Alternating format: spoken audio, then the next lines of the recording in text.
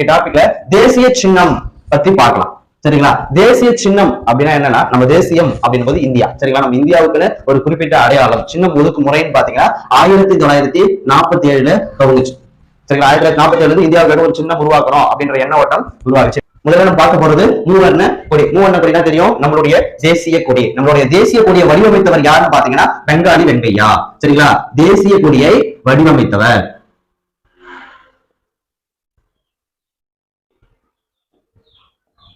சரிங்களா? நம்ம தேசிய கொடியை வடிவமைத்தவர் பாத்தீங்கன்னா பெங்காலி வெங்கையா. நம்ம தேசிய கொடியில 3 வகை நிறங்கள் இருக்கும். என்னென்ன நிறம் இருக்கும்? காவி நிறம், வெள்ளை நிறம், பச்சை நிறம். சரிங்களா? இந்த காவி நிறம் பாத்தீங்க அப்படின்னா தியாகத்தை உணர்த்தும். சரிங்களா? வெள்ளை நிறம் பார்க்கும்போது நேர்மை, அமைதி, அகிம்சை போன்ற பண்புகளை உணர்த்துது.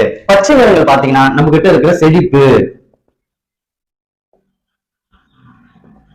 தன்மையை உணர்த்துது. சார் இது தெரிஞ்சுக்கணும், கண்டிப்பா தெரிஞ்சுக்கிட்டு தான் ஆகும். சரிங்களா? நம்ம இதுல கூட ஆப்ஷன்ஸ் மாத்தி கேட்கலாம். சரிங்களா? இப்ப பேசிக்ஸ் கொஸ்டின் கேட்கறாங்க. நீ என்னதான் ஹை லெவல்ல படிச்சாலுமே கூட பேசிக்ஸ் ஸ்ட்ராங்கா இருக்கும். நம்ம தேசிய கொடியில ஒரு வட்ட வடிவில அசோக சக்கரம் இருக்கும்.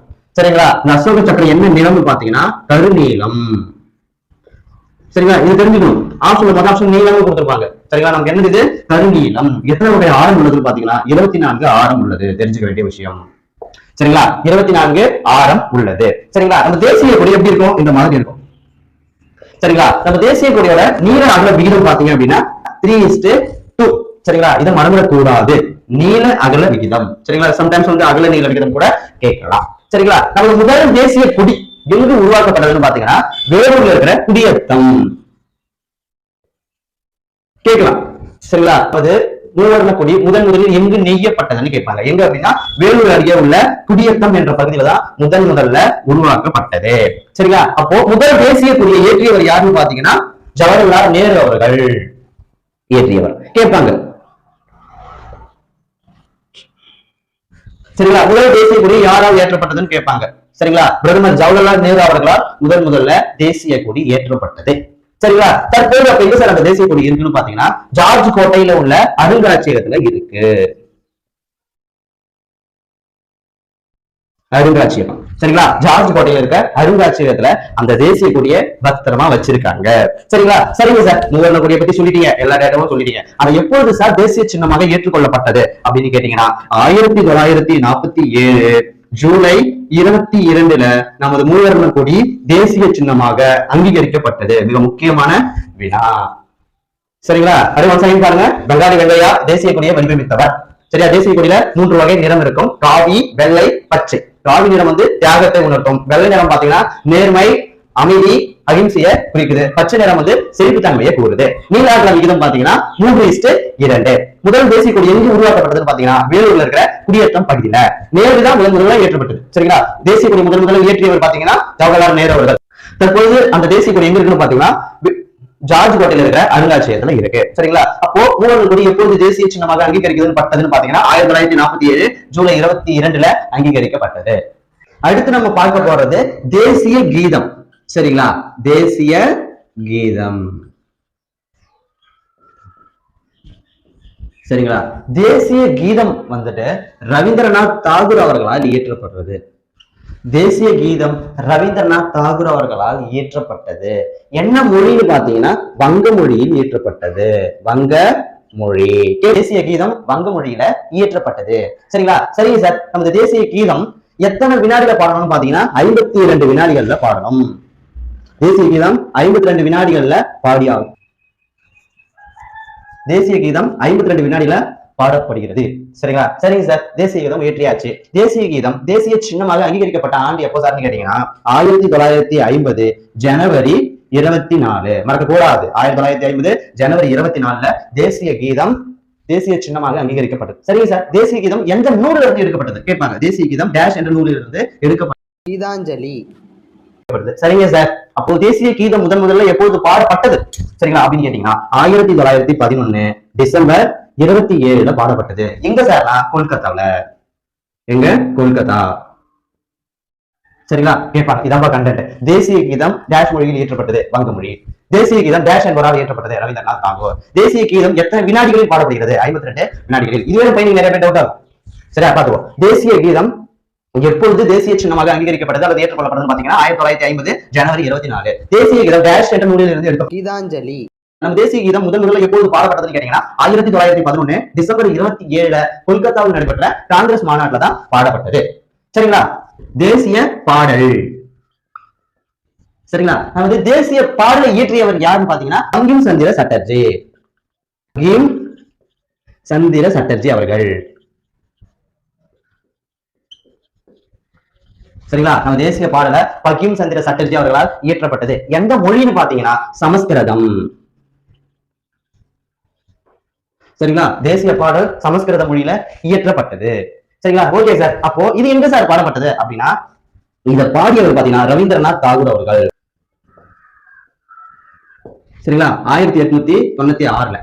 சரியா? தேசிய பாடல் இயற்றியவர் பங்கிம் சந்திர சட்டர்ஜி அவர்கள் தான். சரிங்களா? அதனை பாடியவர்னு பாத்தீங்கன்னா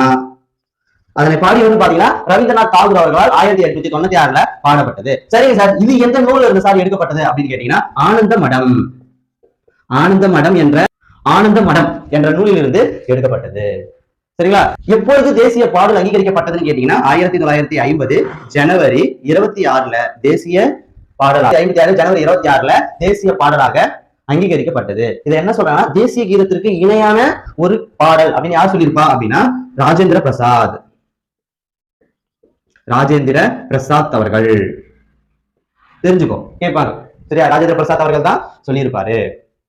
நமது நாட்டோட உறுதிமொழிய வெங்கட சுப்பாராவ் அவர்களால் தெலுங்கு மொழியில் இயற்றப்பட்டது. வெங்கட சுப்பாராவ்.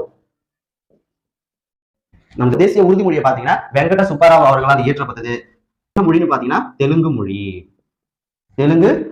நமது தேசிய லட்சணை என்ன? அந்த நான்முக சிங்கம். அந்த நான்முக சிங்கம் எங்க இருந்து எடுக்கப்பட்டதுன்னு பாத்தீங்கன்னா சாரநாத்ல இருந்து எடுக்கப்பட்டது.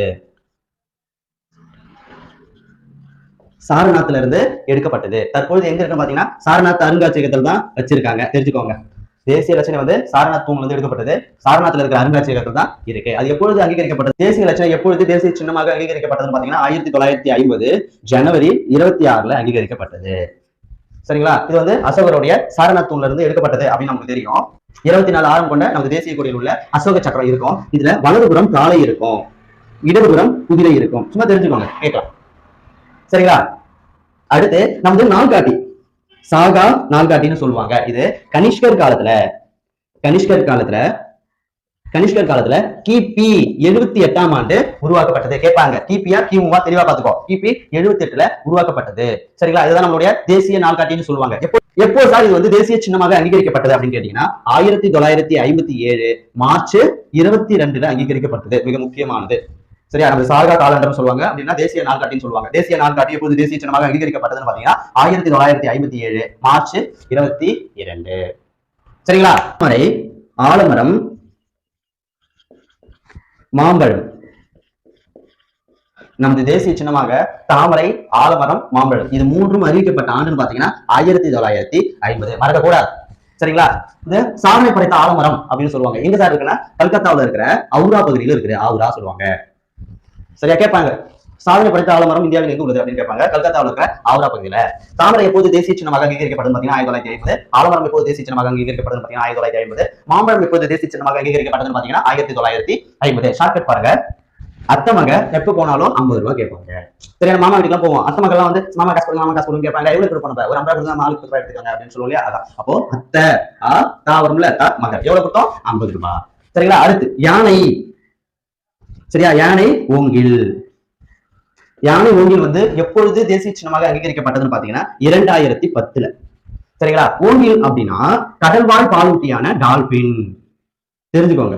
கடல்வாழ் பாலூட்டியான டால்பின் சுத்தமான தமிழ் பெயர் தான் ஓங்கில். சரிங்களா? யானையும் ஓங்கிலும் 2010ஆம் ஆண்டு தேசிய சின்னமாக அங்கீகரிக்கப்பட்டது. சரிங்களா? அடுத்து மயில் சார். மயில் வந்துட்டு 1963 தேசிய சின்னமாக அங்கீகரிக்கப்பட்டது. நமக்கு தெரியும் 3 எழுத்து 3. சரி. அடுத்து புலி தேசிய சின்னமாக அங்கீகரிக்கப்பட்ட ஆண்டு என்னன்னா 1973. நம்ம பையன் இதெல்லாம் வர மாட்டான், அப்படிதானே? அடுத்து லாக்டோபேசிலஸ்